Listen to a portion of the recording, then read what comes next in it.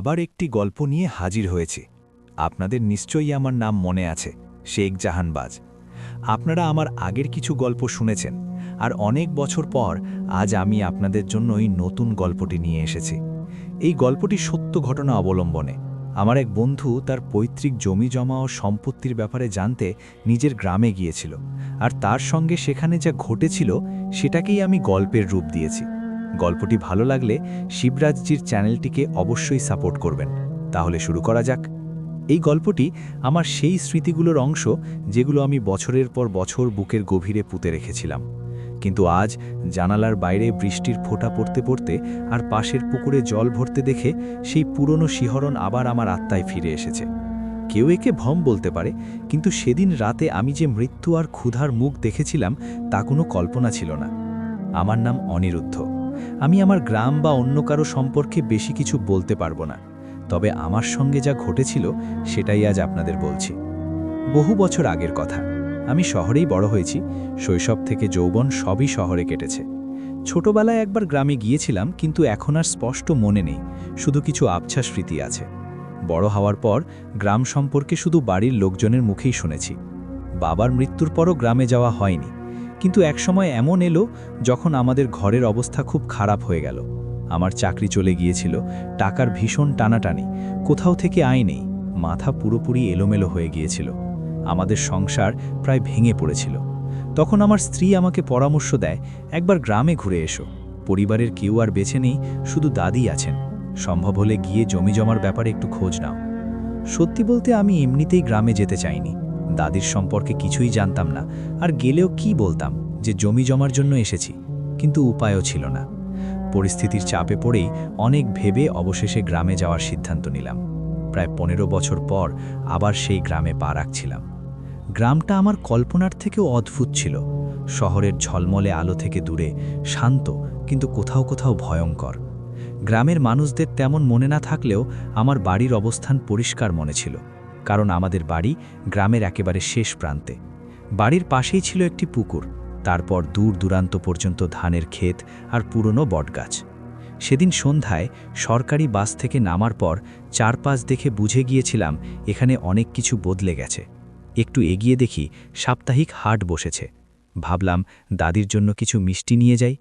মিষ্টির দোকানে ঢুকতেই একটা অদ্ভুত গন্ধ পেলাম, মাংস আর মাছের। দোকানদারকে জিজ্ঞেস করলে সে জানাল দোকানের পেছনে মাছের বাজার বসেছে, সেখান থেকেই গন্ধ আসছে। একটু সরে পেছনে তাকিয়ে দেখি এক লোক চেঁচিয়ে বলছে, এমএলএর মেয়ের বিয়ের জন্য সব টাটকা মাছ মাংস বিক্রি হয়ে গেছে, যা বাকি আছে অর্ধেক দামে নিন। সেখানে শুধু পচা নোংরা মাছ পড়েছিল, আর সেই কারণেই এমন দুর্গন্ধ। আমি সেখান থেকে নজর সরাতেই এক বুড়ির দিকে চোখ গেল। সে তার পুরনো থলেতে রাস্তার নোংরা কাটা মাছ আর মাংস ভরে নিচ্ছিল। আমি মাছ খুব পছন্দ করি, কিন্তু সেই দৃশ্য দেখে ইচ্ছেটাই মরে গেল।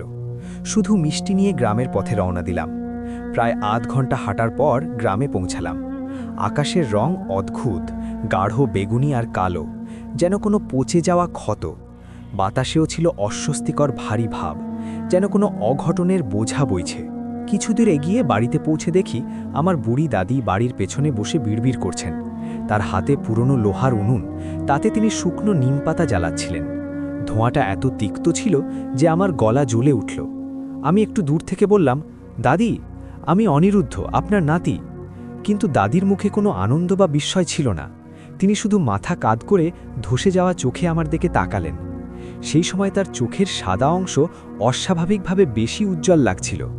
ঠোঁট কুঁচকে তিনি শুধু বললেন, হাওয়া খারাপ বাবা, আজ রাতে গন্ধের পাহারা আছে, জানালা আর দরজা সব বন্ধ করে নে, আর যাই হোক রাতে বাইরে থেকে কোনো শব্দ শোনা গেলেও কান দিস না। দাদির কথাগুলো আমার খুব অদ্ভুত লাগলো। এত বছর পরে আমি এখানে এসেছি, অথচ সেই বিষয়ে যেন তার কোনো আগ্রহই নেই। তবু আমি নিজেকেই বুঝিয়ে নিলাম, দাদির তো অনেক বয়স হয়েছে, আর দোষও আমারই, এত বছর পরে এসেছি। হতে পারে বার্ধক্যের কারণে তিনি আমাকে ঠিক চিনতে পারেননি, বা অন্য কেউ ভেবে নিয়েছেন। তাই বিষয়টা আর বাড়ালাম না, পরে সময় পেলে দাদিকে বোঝাবো, এই ভেবে ছেড়ে দিলাম। তিনি যা যা বলেছিলেন সেগুলোতেও খুব বেশি গুরুত্ব দিইনি। তখন আমি ভীষণ ক্লান্ত ছিলাম, তাই হাত মুখ ধুয়ে ঘরের ভিতরে ঢুকে সরাসরি রান্নাঘরের দিকে গেলাম জল খেতে।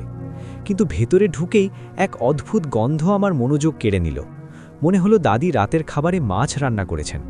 তখন নিজেরই আশ্চর্য লাগলো, দাদি কি করে জানলেন যে আমি মাছ পছন্দ করি? কিন্তু রান্নাঘরে ঢুকেই আরেকটা ব্যাপার টের পেলাম। মাছের গন্ধ পুরো ঘরে ছড়িয়ে আছে, কিন্তু তার ভেতরে অন্য কিছু মিশে আছে, হালকা পচা গন্ধ, যেন মাছের গন্ধের আড়ালে লুকিয়ে থাকতে চাইছে। ঠিক সেই গন্ধটাই যেটা বাজারে পেয়েছিলাম। অদ্ভুতভাবে কিছু না ভেবেই আমি রান্নাঘরে বসে নিজের হাতে খাবার পরিবেশন করতে লাগলাম। প্রথম গ্রাস মুখে তুলতেই মনে হলো মাংসের সঙ্গে কোনো লম্বা চুল গলায় আটকে গেছে। বমি বমি লাগলো, আর আমি সঙ্গে সঙ্গে খাবার থুথু ফেলে দিলাম। দেখি সেটা একটা কালো লম্বা চুল। একটু বিরক্ত হয়ে দাদিকে বললাম, দাদি, পরিষ্কার পরিচ্ছন্নতার দিকে একটু খেয়াল রাখো, মাছের মধ্যে চুল পড়েছে। তখন দাদি ঘরের এক কোণে রাখা নিজের বিছানায় গিয়ে চুপচাপ বসেছিলেন।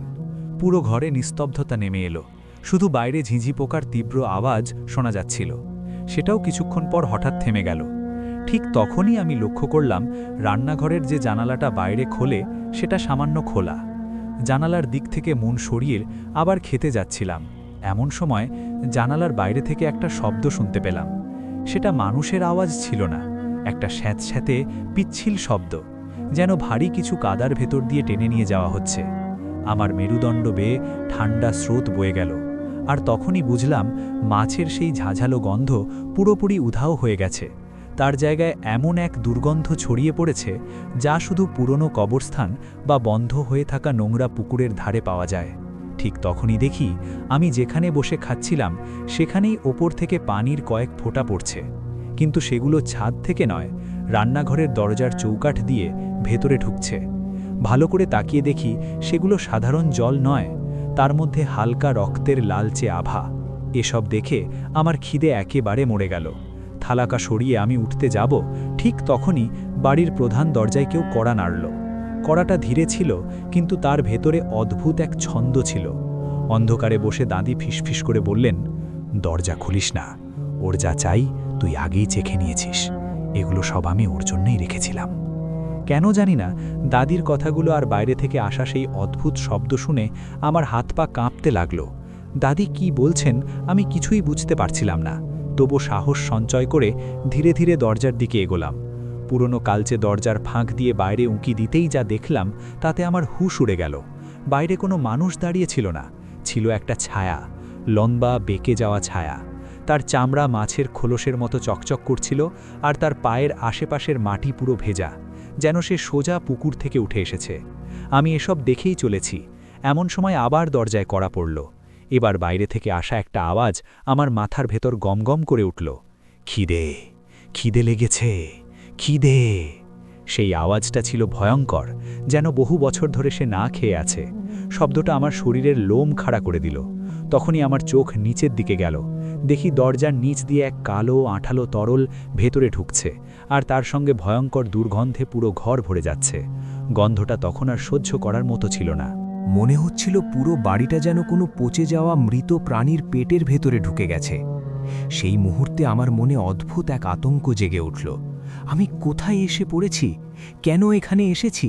আর এসব কি হচ্ছে? ঠিক তখনই বাইরে থেকে কেউ দরজাটা জোরে জোরে ধাক্কাতে লাগলো। আমি দাদির দিকে তাকালাম। তিনি তখনও নিশ্চিন্তে নিজের বিছানায় শুয়েছিলেন। সাহস করে দরজার খিলটা আরও শক্ত করে চেপে ধরলাম, কিন্তু বাইরে দাঁড়ানো সেই ছায়াটা নড়ল না। তার শ্বাস নেওয়ার শব্দ এখন পরিষ্কার শোনা যাচ্ছিল, জলের ভেতরে দম আটকে গেলে যেমন শব্দ হয়। কাপা গলায় দেওয়ালের দিকে তাকিয়ে আমি বললাম, দাদি, দাদি, ওটা কে? এটা কি জিনিস? আর ও কি চায়? কিন্তু দাদি একটুও নড়লেন না। তার মুখ অন্ধকারে ঢাকা ছিল, কিন্তু চোখের সেই সাদা অস্বাভাবিক ঝিলিকটা আমি স্পষ্ট দেখতে পাচ্ছিলাম। তিনি অন্ধকারের ভেতর থেকেই ঠান্ডা গলায় জবাব দিলেন, এটাই সে, যার ক্ষুধা কোনোদিন মরে না। যাকে তুমি মাছ ভেবে খেয়েছ, সেটাও ওরই অংশ ছিল, পুকুর থেকে উঠে আসা পচা মাংস। এখন সে নিজের অংশ নিতে এসেছে। ঠিক তখনই হঠাৎ রান্নাঘরের দিক থেকে বাসন পড়ে যাওয়ার এক ভয়ঙ্কর শব্দ হলো, যেন কেউ লোহার আলমারি এক ঝটকায় উল্টে দিয়েছে। আর একই সঙ্গে দরজায় যে কড়া পড়ছিল সেটাও থেমে গেল। রান্নাঘর থেকে আসা শব্দ শুনে আমি দিশেহারা হয়ে ভেতরের দিকে দৌড়ালাম, কিন্তু সেখানে যা দেখলাম তাতে আমার কলিজা মুখে উঠে এলো। যে জানালাটাকে আমি বন্ধ ভেবেছিলাম সেটা এখন পুরোপুরি খোলা, আর জানালার চৌকাঠে বসেছিল এক লম্বা ভেজা ছায়া। তার আঙুলগুলো অস্বাভাবিক রকম লম্বা ও ধারালো, আঙুলের ফাঁকে হাঁসের মতো ঝিল্লি, আর তার চামড়া মাছের খোলসের মতো ধূসর রঙের। সেই অদ্ভুত প্রাণীটা ধীরে ধীরে নিজের গলা ঘুরিয়ে আমার দিকে তাকালো এবং তার বিশাল চোখ দিয়ে আমাকে গিলতে লাগলো।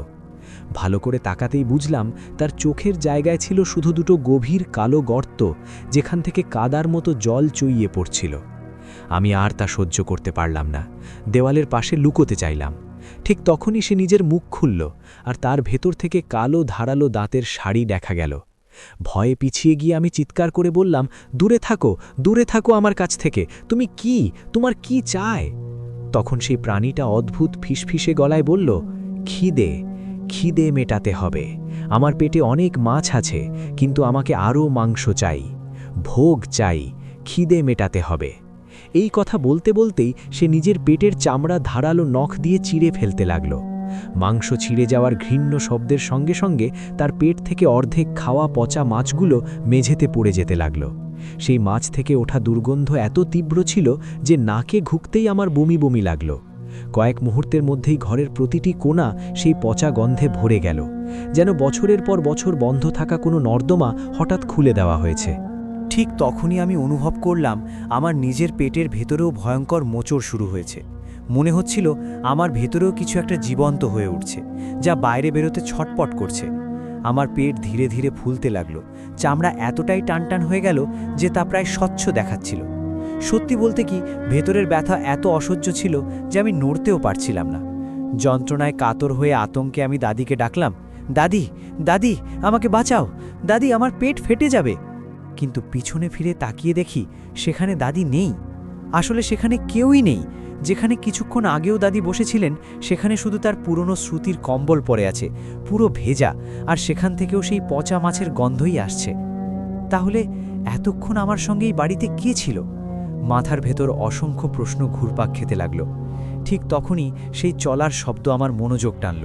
যে ছায়াটা এতক্ষণ জানালায় বসেছিল সেটা এখন হামাগুড়ি দিয়ে নেমে মেঝেতে চলে এসেছে। তার চলার শব্দ এমন যেন ভেজা কাপড় মাটিতে আছড়ে পড়ছে। আমি যন্ত্রণায় ছটপট করছিলাম, আর সেই ভয়ঙ্কর দেখতে প্রাণীটা ধীরে ধীরে আমার দিকে এগিয়ে আসছিল।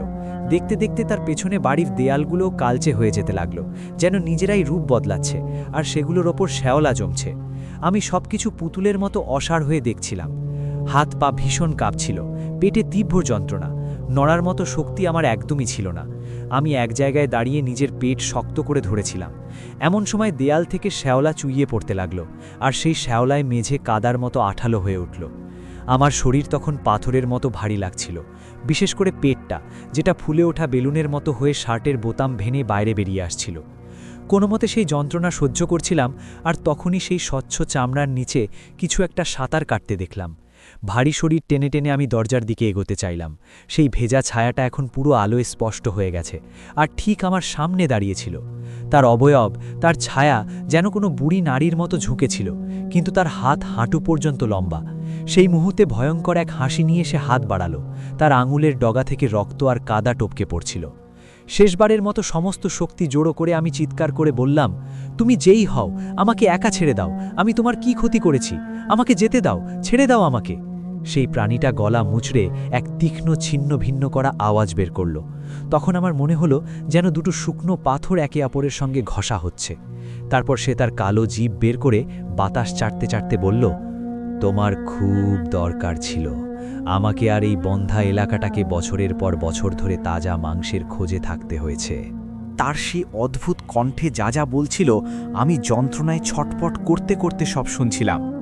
কিন্তু ওটা কি ছিল? ও কি চাইছিল? আমি কিছুই বুঝতে পারছিলাম না। কিছুক্ষণ পর আমার চোখের সামনে অন্ধকার নেমে এলো। হঠাৎ বাইরে থেকে কুকুরদের কান্নার মতো তীব্র শব্দ ভেসে এলো। মনে হচ্ছিল গোটা গ্রাম শোক পালন করছে। আমি অনুভব করলাম আমার পায়ের আঙুলগুলো ধীরে ধীরে একে অপরের সঙ্গে জুড়ে যাচ্ছে, আর সেখানে এক অদ্ভুত ঝিল্লি তৈরি হচ্ছে। ভেতর থেকে আমার শরীরে অস্বাভাবিক কিছু ঘটছে বলে মনে হচ্ছিল। তখনই মনে হলো, এখনই যদি আমি এই বাড়ি ছেড়ে না বেরোই তাহলে এই বাড়িটাই আমার কবর হয়ে যাবে। এই ভাবনা মাথায় নিয়ে কাঁপতে থাকা হাতে পাশে পড়ে থাকা একটি লাঠি তুলে নিলাম আর ব্যাগ থেকে টর্চ বের করলাম। যন্ত্রণা সহ্য করতে করতে টলতে টলতে বাইরের দিকে ছুটে চললাম, কিন্তু বাড়ির বাইরে পা দিয়েই যে দৃশ্য দেখলাম তাতে আমার গা শিউরে উঠল।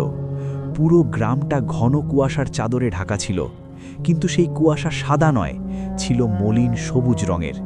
চারপাশের সব কিছুর ওপর কালো আঠালো তরল জমেছিল। কাঁচা রাস্তায় উঠতেই দেখলাম কাছের পুকুর থেকে ডজন ডজন এমনই অবয়ব বেরিয়ে আসছে আর ধীরে ধীরে আমার দিকে এগিয়ে আসছে। তাদের চোখের জায়গায় ছিল সেই একই শূন্য অন্ধকার যা আমি দাদির চোখে দেখেছিলাম। আমার পা তখনও মাটিতে ঠিকভাবে পড়ছিল না, মনে হচ্ছিল মাটি নরম হয়ে আমাকে গিলে খেতে চাইছে। আমি দৌড়াতে চাইছিলাম, কিন্তু ফুলে ওঠা পেট এতটাই ভারী হয়ে গিয়েছিল যে শ্বাস নিতে কষ্ট হচ্ছিল। তখনই আমার মনে পড়ল আমাদের সেই বাড়ির অল্প দূরেই একটি শিব মন্দির ছিল। ছোটবেলায় বহুবার সেখানে গিয়েছি। কোনো রকমে এগিয়ে যেতে যেতে কিছু দূরে গ্রামের পুরনো শিব মন্দিরটি চোখে পড়ল। মন্দিরটি একটু উঁচু জায়গায় ছিল, যার উঁচু সিঁড়িগুলো হয়তো এই কাদামাটি থেকে ওপরে ছিল। আবারও যন্ত্রণাকে দমিয়ে রেখে সমস্ত শক্তি দিয়ে আমি মন্দিরের দিকে দৌড়ালাম। প্রতিটা পায়ের সঙ্গে অনুভব করছিলাম আমার ভেতরে থাকা হাজার হাজার মাছ আমার মাংস ভেতর থেকে কুটে খাচ্ছে। কোনো রকমে মন্দিরের সামনে পৌঁছালাম। সিঁড়িগুলো সামনে থাকলেও সেগুলো আর পাথরের মনে হচ্ছিল না, মনে হচ্ছিল হাড়ের স্তূপ। কুয়াশা এত ঘন হয়ে গিয়েছিল যে টর্চের আলো তাতে দমবন্ধ হয়ে যাচ্ছিল। ঠিক তখনই পিছন থেকে সেই অদ্ভুত জীবটির পায়ের শব্দ শুনতে পেলাম, যেন ভেজা মাংস মাটিতে আছড়ে পড়ছে। কোনো রকমে হামাগুড়ি দিয়ে মন্দিরের দেউড়ি পর্যন্ত পৌঁছালাম। আমার পেট এতটাই ফুলে গিয়েছিল যে চামড়া ফেটে যাওয়ার উপক্রম। যন্ত্রণা অসহ্য ছিল। হঠাৎ মন্দিরের ভেতর থেকে এক ভারী গম্ভীর আওয়াজ ভেসে এলো। সেই আওয়াজ কোনো মানুষের ছিল না। যন্ত্রণায় আমার চোখে তখন রক্ত জমে গিয়েছিল। রক্ত মাখা চোখ তুলে তাকিয়ে দেখলাম সেখানে ভগবানের মূর্তি নেই। সেখানে বসে আছে এক বিশালাকার জীব, যার অর্ধেক শরীর মানুষের আর অর্ধেক পচা মাছের মতো। তার গলায় মানুষের খুলি নয়, ঝুলছিল বড় বড় মাছের কঙ্কাল। আমাকে দেখে সে তার বিশাল হলুদ চোখ আমার দিকে স্থির করল, আর তার মুখে এক অদ্ভুত হাসি ছড়িয়ে পড়ল। সেই রূপ দেখে আমার মাথার ভেতর যেন বাজ পড়ল।